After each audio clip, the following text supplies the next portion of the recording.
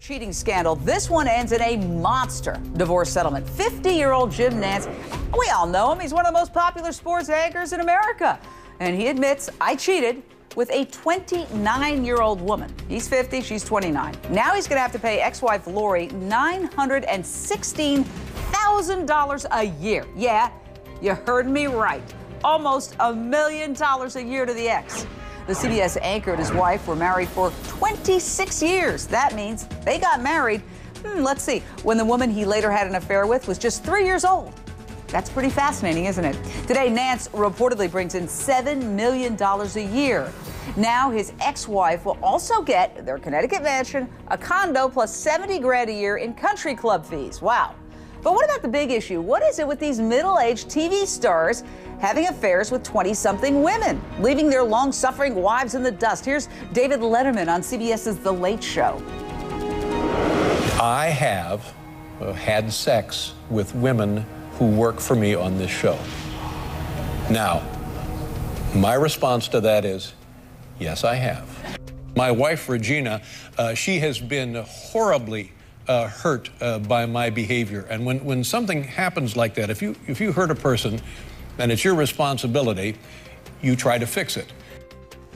Some published reports are suggesting his wife is unhappy and might be thinking about a divorce. We don't know. We have no independent confirmation of that. Let's not forget ESPN's Steve Phillips, his affair with a 22-year-old turned fatal attraction. She allegedly threatened his wife and his kids.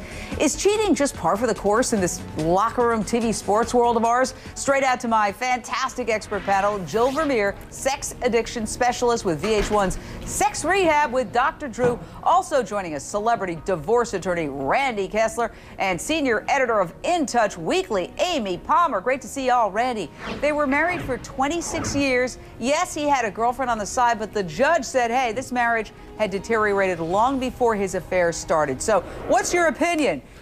Is this a fair payout?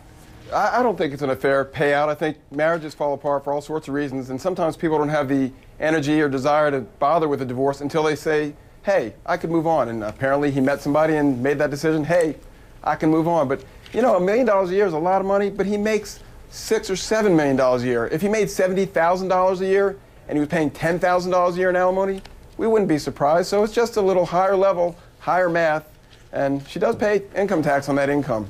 It's for my daughter. It's her lucky number, my Caroline. There you go. Okay. What do you think? I didn't see. It was. There's a smiling Jim Nantz. We certainly all know him. One of the most popular sportscasters in America. He's on the New England Sports Network at that point talking about tossing out a pitch for the Red Sox. You know, Nantz cried. He cried tears on the stand as he testified that his wife lost interest in his career. He says she wouldn't join him at events and she wouldn't let him hang an oil painting of himself in the house. He had to put it in storage.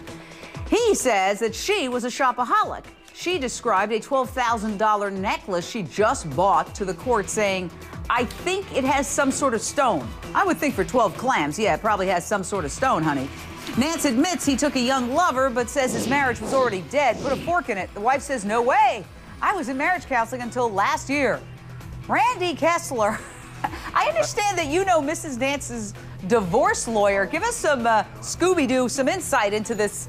All right. The insight is that her client is a warm, sweet, loving woman and didn't want a trial, and I'm sure Mr. Nantz didn't want a trial. The problem is they couldn't resolve their differences, and you know, the nice thing about this is it's the highest award from what I understand in Connecticut of alimony, and it lets other people realize, hey, maybe there is some validity to the idea that marriage is a partnership, and when we divide our partnership, you know, both sides should get something. And you know, $1 million out of $7 million or $1 million out of $5 million and some assets, is that so terrible? It's a good concept that when people break up after a long-term commitment, they each walk away with something. He gets the rest.